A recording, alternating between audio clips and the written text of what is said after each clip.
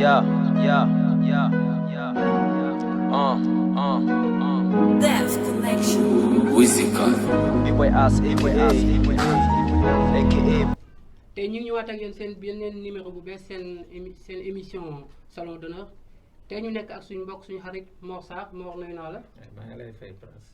Mor si fàttali yaa ngi jógee ba diwaanu Sibassor nekk politicien di politique si parti bi ñuy wax Pastef nga nekk fa vice coordonnateur. naka Pastef Sibassor. waaw ça va alhamdulilah maa ngi lay nuyu. di nuyu waa Gandiaye yëpp. di profité aussi di nuyu sama waa dëkk Sibassor. waaw Pastef Sibassor se porte très bien. ah macha allah bu loolu weesoo tamit xam nañ ne jàngalekat nga yaa ngi jàngalee si dëkk boobu ñuy wax Dia. waaw maa ngi jàngalee Dia nekk professeur de lettres espagnol. waaw macha allah xam naa bala ñoo dugg jël casquette politique bi carrément dañuy ñëw tuuti si wàllu enseignement bi. parce que gis nañ ne temps yi am na violence bu métti bu ñuy seetlu entre les élèves ak ñi nga xam ne ñooy jàngalekat yi. loolu noonu cause yi lan la mën a doon lan mooy cause yi carrément. mbir yi moom boo ko jëlee moom boo jëlee cause yi. dañuy delluwaat ci mbiru éducation. dañuy delluwaat si éducation ak pédagogie. ak pédagogie waaw parce que nit ki moom daanaka nu mu yaroo rek d'habitude noonu lay ñëwee ci place publique bi. c'est vrai enseignant bi nag moom responsabilité bi dafa rëy ci moom. ndax moom lañ formé ci mbiru pédagogie. moom moo war a xam lan mooy psychologie xale yi. mun ko gérer. de telle sorte que yenn dérapage yi mu mun ko gérer quoi. waaw de toute façon man pour man jàngalekat psychologue la. jàngalekat psychologue la. psychologue. monsieur Mor Sarr si fàttali yow yaay vice coordinateur bu parti bi di Pastef. boo ñu doon ñëwal tey kan mooy monsieur Mor Sarr d'abord ak poste vice coordinateur bi nu mu si jotee élection la wala nomination la wala. waaw jërëjëf maa ngi am mbégte bu baax teew si seen émission bi. jërëjëf di leen féliciter aussi te di leen encourager ndax liggéey bu am solo ngeen di def ci arrondissement bu Ngothie. merci. pour ma wax sama bopp nag wax si sa bopp yombul. du may faral sax di wax si sama bopp. c'est vrai mais boo ma ne kan mooy Mor Sarr dama naan la Mor Sarr jeune la bu dëkk Sibassor.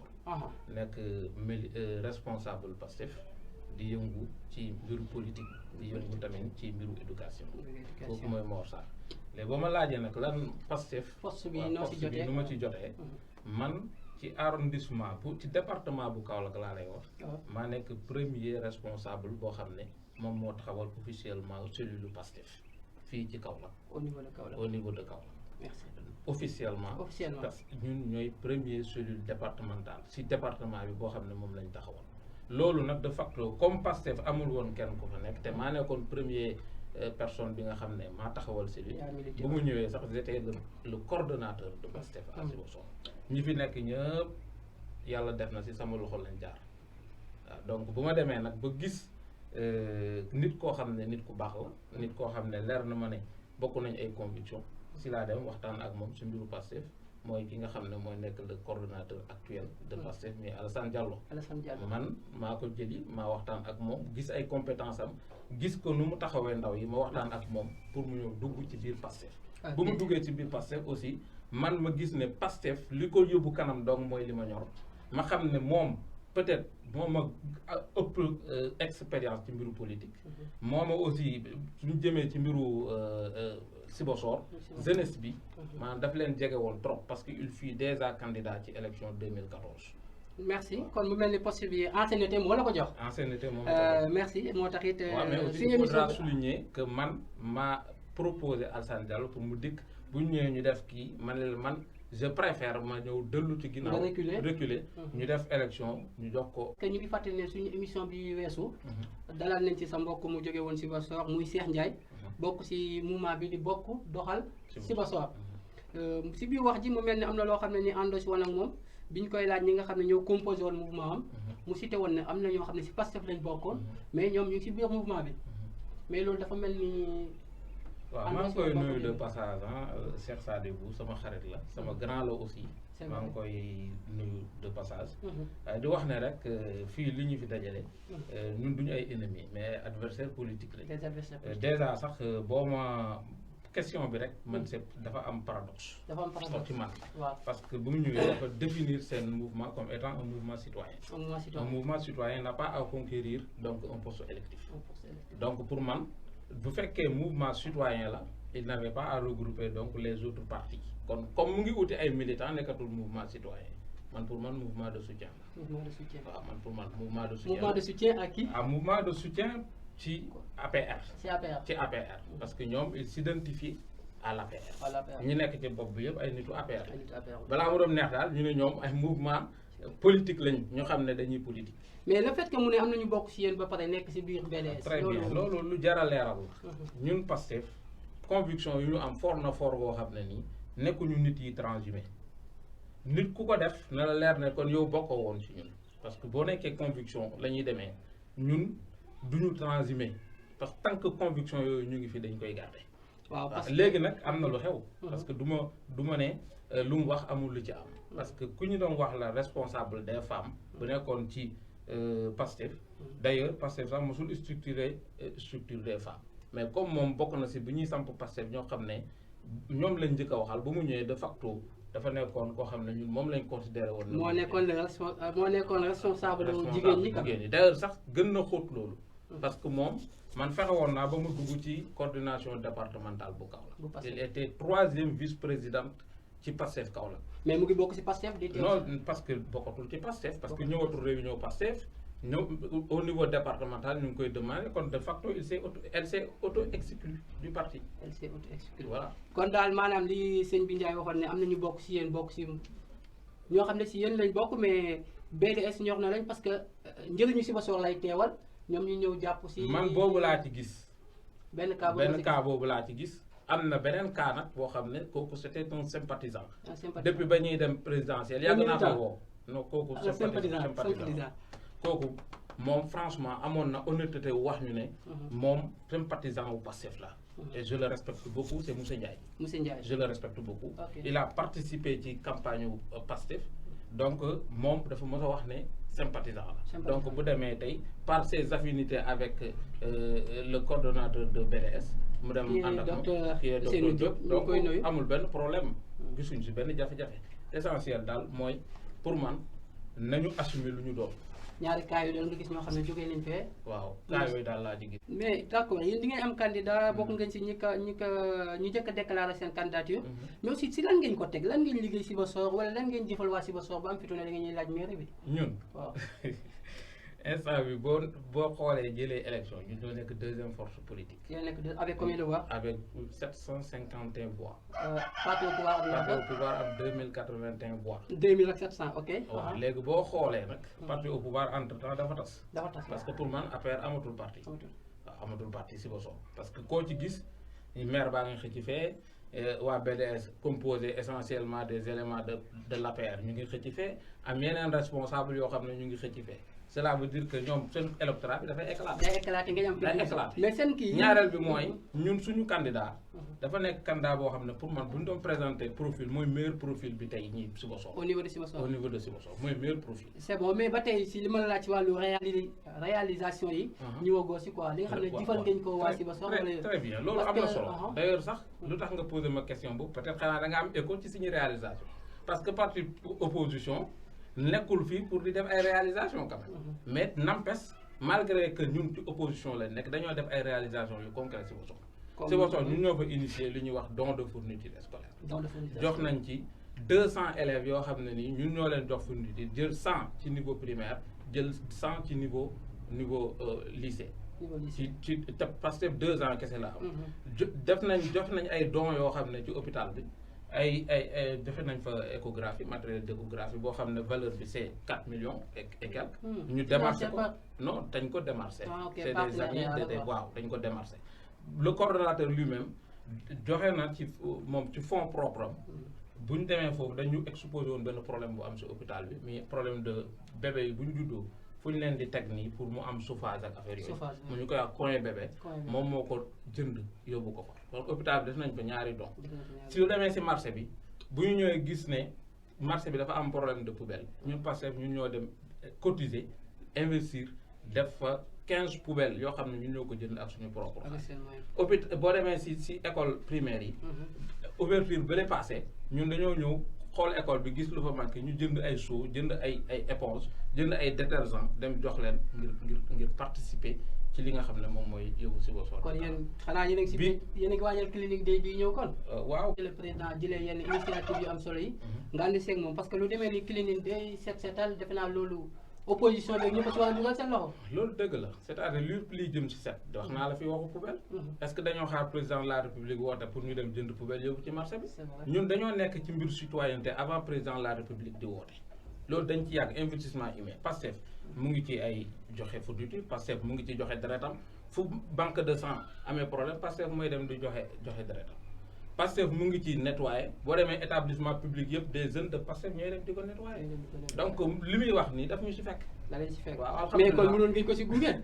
ah ngeen gunge ko si xam nga loolu li ñu ci fekk moom danga ñu ciy fekk rek. ñun li ñuy def defuñ ko pour moom mën a ñu jërëjëf. parce que man li ma si jàngatee mooy yéen waa Pastef daanaka lépp lu jógee si nguur gi rek da ngeen siy tiré ah. non pas forcément nag nekkul lu nekk jóg rek dañ ciy tiré c'est-à-dire dañoo gis lu ñu war a tiré c'est-à-dire il faut ñu xam ne Pastef ci opposition radicale la nekk. l'opposition radicale mooy ki nga xam ne day ñëw moom nguur gi bu tegee dañuy seet li nga xam ne mooy manquement yi ñu ñaax ko ci pour mu dindi ko pour mu rectifier ko loolu ñun ci loolu lañ nekk li tax aussi ñu nekk nit ñoo xam ne mënuñu comprendre trop mooy c'est-à-dire gouvernement bi dafa am ay organes yoo xam ne ñoo koy communiquer.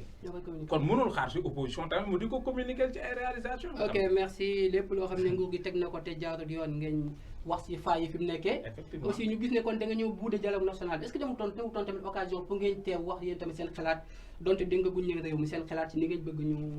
très bien dialogue bi dafa am ñetti mbir yoo xam ne da cee teew pour mu nekk dialogue boo xam ne war nañ ci participer. muy lan mooy contexte bi baaxul. contexte bi parce que dañoo génn ci élection mu gagné 58%. dialogue national fu muy am day fekk ñu jóge ci problème. donc mooy tax ñu def dialogue national. deuxième point mooy dafa am problème de pertinence. waaw ndax daa am problème de pertinence lu tax mooy Macky Sall dafa teg programme boo xam ne day dem ba 2035. kon lu ñu fiy waxtaanee kan moo koy appliqué. troisième bi mooy problème d'applicabilité bi ci jëm boppam. parce que l'homme ki nga xam ne moo jiite dialogue yi daf fay santaane ay assises ba sonn lu ko jëm ci mbiru réforme kii bi constitution bi mbir si jëm si assises nationales yëpp ay mbir la yoo xam ne nii dañ ko waxtaanee Sénégal te dialogue boobu moo gën a wër. dialogue boobu mooy national assise nationale mooy dialogue national bii dialogue des élites la. parce que boobu au moins wàccoon nañ ci askan bi waxtaan ak ñoom ñu wax seen kii ñu tënk ko bu nekkee dañoo bëgg a doxal rek nañ dem jëli boobu ñu doxal. man nag moo wax sama xalaat mooy boo nekkee si mbir di ko laaj. kaay ñu waxtaan defe naa ne lu am solo lay doon. dëgg la parce que bu communiqué wu tamit ngeen ne nguur gi day def du laaj du tàggoo du def dara parce que lu mu def ngeen sànni si xeex kon bu ne kaay leen wax nii war ngeen see mën a. non xam nga loolu day fekk mu nekk avant ngay teg. avant ngay teg acte boo jëloon tey problème pétrole teg nañ si ñeneen yëpp ba pare lan la ñuy waxtaanati. mais teewul yéen a ngi si topp di yuuxu. waaw mais dañuy yuuxu pour ñu teg mbir bi ci yoon ñu yóbbu ko justice ñu leeral. mais def nañ li ñuy def ba pare signé nañ ba pare donc lan la ñuy waxtaanee loo xam ne signé nañ ko lépp li ñuy waxtaanee def nañ ko ba noppi lan lañ fay waxtaanee. mais boo jàppee ne signé nañ ko ba dellu gën a am seen am jaratul waxtaan. kon non parce que ñoom dañoo nanguwul ne dañoo def erreur. xam nga boo nangoo ne def nga erreur su boobaa bi ñu waxtaanee gindee ko am ñaareel mooy dialogue fu mu gën a normalé mooy assemblée nationale mais dialogue boo xam ne assemblée nationale yow ñi nekk. seen waa ji dégg naa day absenté rek. absenté lan. assemblée nationale day daw rek non tout sauf ça quand même waa ji présidentielle bi la absenté. présidentielle bi la absenté. parce que da doon campagne quoi. waaw parce que da doon campagne c'était normal. mais ba mu ñëwee gis nañ amul lenn lu ñuy voté lu am solo assemblée nationale te gisuñ ko Ousmane Sonko te dina ci def participation. waaw ñu gis ne lépp lu xew ngeen yuuxu si yokk ceeb bi diwlin ji déggaguñ dañ si de te affaire yi mu ngi xaw a. déet ñun dañoo anticiper. xam nga nag nekkul lu xew rek ñu dégg ñu ñuy wax. ah dañoo anticiper. xam nga waxoon nañ fi suñ président Ousmane Sonko waxoon na ne réew mi dina métti. te gis nga lii yëpp ngay gis nii yokk yi ngay gis yëpp. voilà maanaam yokkum courant bi dafay influer forcément ci yeneen ci produit loolu c'est clair. moo tax problème moom dinañ ko bëgg am nañ ko am moom bu baax. parlant de yokkum courant bi suñu xel day dem si suñu mbokk Guy Marius Sagna ñu koy ñaanal yàlla na ko yàlla génnee fa mu nekk. ñu gis ni mu meloon ak seen leader Ousmane Sonko si élection yi ñu génn. mu nekk kaso mais yéen lan ngi si mëne pour mu génnaat am pire. ñu ngi ciy mëne. parce que tamit lutte bi ñu ngi koy mëne ànd si ak waa ñoo lank ñun du ñu personnaliser combat. doo leen personnaliser non combat. parce que day bu ñu ko personnaliser day nekk combat politique. Combat. te combat pour la libération. vous faites de la politique non non pas politique bu jotee dañuy def politique. mais combat Guy Marius Sagna c' est un combat citoyen. citoyen waaw c' est un combat. Est-ce boo que yéen a ngi ci xoolee combat bi? li tax ñu ngi ci biir ñoo lànk. ñu ngi fa am pagay. doo jëlee suñu coalition jot na dëmb rek def nañ ci conférence il porte le combat mais nag quand même lu ñu bëgg mooy Ousmane Sonko taxaw ci kanam après ñu commencé waat am ay failles am ay porondol yu ñu. mais attends Guy Marius Sagna dafa taxaw ci kanam ñëpp gis ko mu jàppale Sonko. mu jàppale Sonko. waaw kon Sonko war na ko mën a rendre la monnaie taxaw ci kanam ñëpp jàppale ko ba ñëpp xam ne kii nii. attention rendre nañ ko la monnaie yàgg na. waaw Sonko dem na ba prison seeti Ousmane Sonko. seeti ko mooy rendre la monnaie. non non ak lan.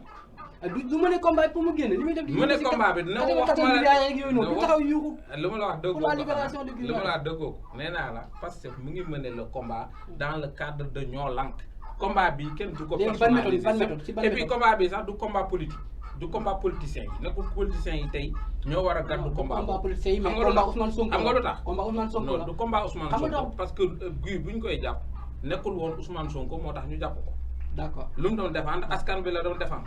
n'est-ce pas askan bi la doon défendre. waaw ñu jàpp ko ci défense su askan boobu mu doon def moo tax ñu jàpp ko kon askan boobu moom moo yoral Guy Marius Sagna njukkal. ñoo war a gën yi moo tax ñun ñu ngi ci combat yi yëpp. Pastef moom bu ko séntu sax su ñoo lanke ñun combat yi citoyens yi yëpp ñu ngi ci di xeex. waaw tu aar lu ñu bokk ñu ngi fa. boo jëloon ñaani bañ naa. ñu ngi fa woon boo jëlee bii bees nii. ñoo lank ñu ngi ci bëpp combat citoyen bu ñu fi mos teg non aux appels ñu ngi ci wax waaw yëpp combat citoyen yi da nga ciy gis Pastef di xeex du tey rek la ñuy jóg ne dañuy mais aussi en tant que homme politique est-ce que yaakaar nga ne nit war na mën a dem ba buntu palais naan mu ngi fay marche waaw man problème bi ngeen am ci palais man moo ma jaaxal palais lan la fa la njiitu réew mi yëpp fa la nekk kër la c'est la maison des Sénégalais pour man mais n'importe ñun ñoo ko jënd jox ko président de la République ne ko logel fii tey kan mooy définir la politique de la nation c'est pas le président de la République ah kan mooy suñu interlocuteur ñun peuple bi kan la c'est le président de la République benn groupe de personnes dem taxaw buntu pare taxaw wane ne d'accord uñu président est-ce que dalal leen gënut yàlla que ñu leen di dóor ay lacrymogènes dans les pays démocratiques comme ay États-Unis ak yooyu chaque jour nga gis nit ñi taxaw buntu Maison Blanche di manifester loolu mënuñ ci tëj doomu aadama ñaareel bi mooy li lay won ne mbir mi c'est politique lu tax ñu libéré ñañ àndaloon yëpp bàyyi ko foofu moom kese lu tax c'est parce que moom lañ soxla et ñaareel bi sax man damay dem man en tant que analyste politique bu ma doon dama jàpp ne yow li ngay wax ni li ñu doon poussé noonu ñun loolu la nguur gi di chercher il cherche la réaction de Ousmane Sonko man loolu laa jàpp parce que proximité bu mu am da nga gis ne jàpp bi ñu jàpp provocation la man dama jàpp ne de ñun la ñuy provoquer ñun les éléments de Pastef pour que ñu def dara ñu taxaw naan accuse ñu ay émeute ak ay yu kenn xamul yooyu la ñuy bañ moo tax ñun dañu gënuñ ñu yeewu quoi. kon dëgg la ñu xam gënuñ ñu yeewu. bàyyi ngeen Macky xel. gënuñ ñu yeewu.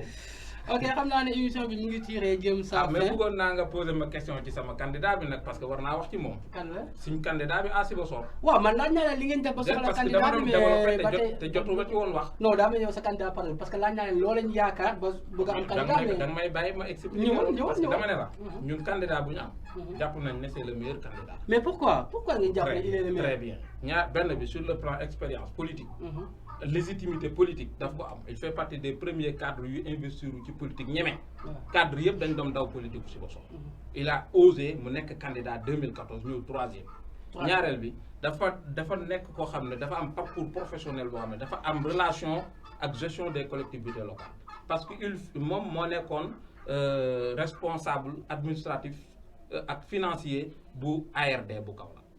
mooy agence régionale. est-ce que yaakaar nga ne loolu Sénégalais si yooyu la ñuy falee. waaw damay bay ma rek ma posé ba pare. après nga wax laaj ma ndax Sénégalais noonu la. non man dama bëggoon comme temps bi dañu xaw a xoj parcours bi c'est bien beau mais nga wax ñu carrément. lim teg Sibassor carrément ba nga yaakaar ne war na mën a gagner quoi. lim teg Sibassor wax naa la ko. nee naa la c'est un gars boo xam ne mooy mai 25 ñaata poubelle si marché bi. si jeex mais ala balaa boobu dañ lay bàyyi tuuti nga waxal ñu si sa candidat comme nee nga am candidat carrément kan mooy seen candidat. très bien donc suñu candidat mooy Alassane Diallo. Alassane Diallo ñu koy wooyee affectueusement Titi Alassane Diallo Titi. waaw mu nekk jeune cadre boo xam ne pour man moo décomplexé cadre yi Sibassor yi pour ñu dugg ci politique ndax moom moo si njëkk a dugg waaw lu tax nag ñun ñu gëm ne moom mooy meilleur profil bi si Sibassor pour commune Sibassor actuellement. d'accord mooy jaar-jaaram. man du ma nekk sax parcours am waaw maanaam du ma nekk di citer ay diplômes parce que c'est indécent. mais dama naan la jaar-jaaram dafa war a tax ñun ñu am ci moom yaakaar parce que ci dafa liggéey ci mbiru décentralisation. dafa liggéey ci wàllu waaw nekkoon na ARD moo fa nekkoon chef moo fa nekkoon responsable financier et administratif.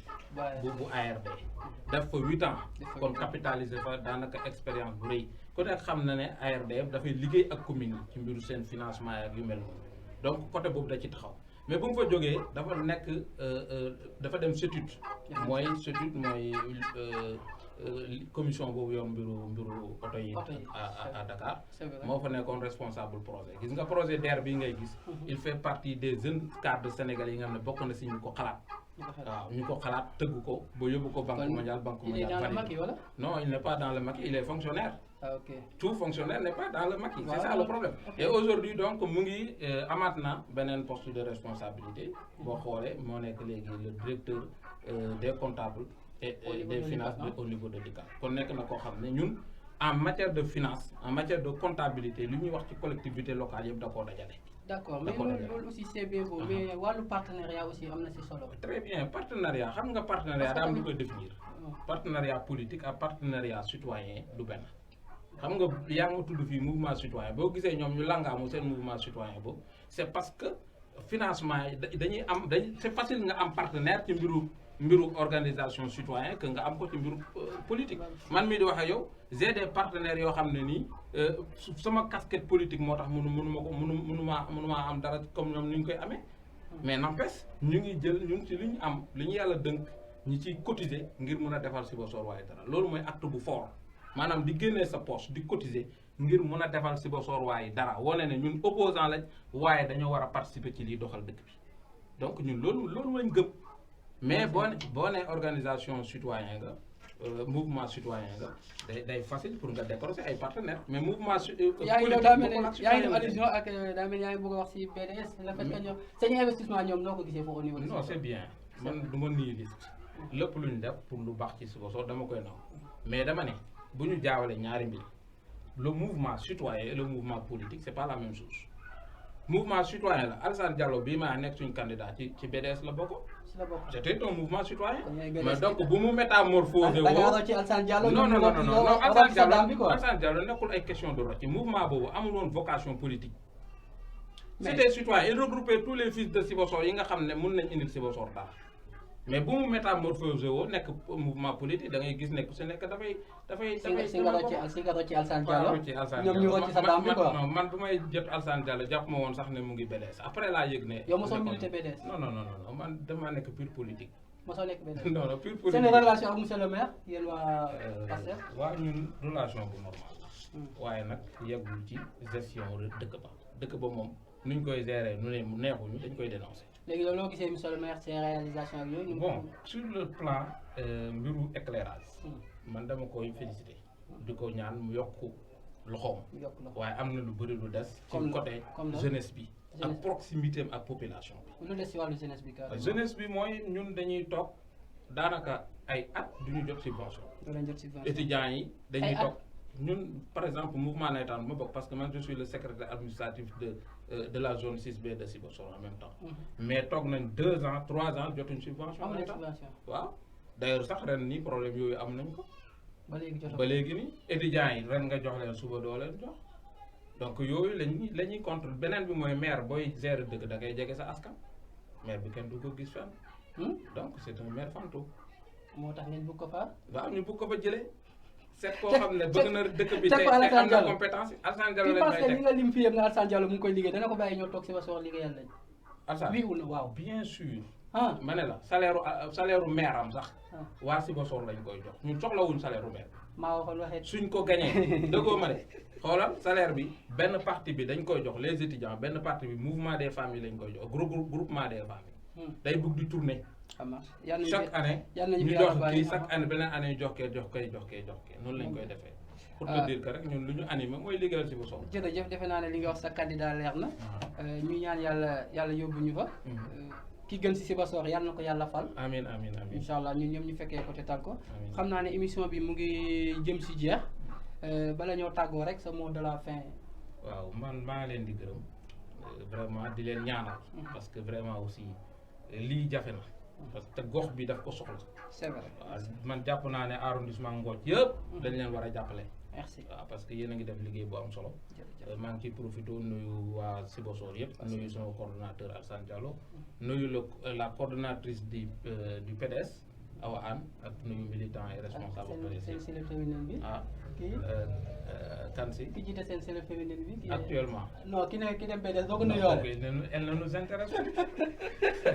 mais nuyu ko rek. elle ne nous intéresse nuyu naa leen ñoom ñëpp am na kon xam naa monsieur Sarr mbokk ñi doon seetaan waa Gandiaye Info jaajëfal nañ leen di leen joxaat dig daje si lu dul yàgg dara seen beneen numéro seen émission salon d'honneur monsieur Sarr jaajëf. merci beaucoup.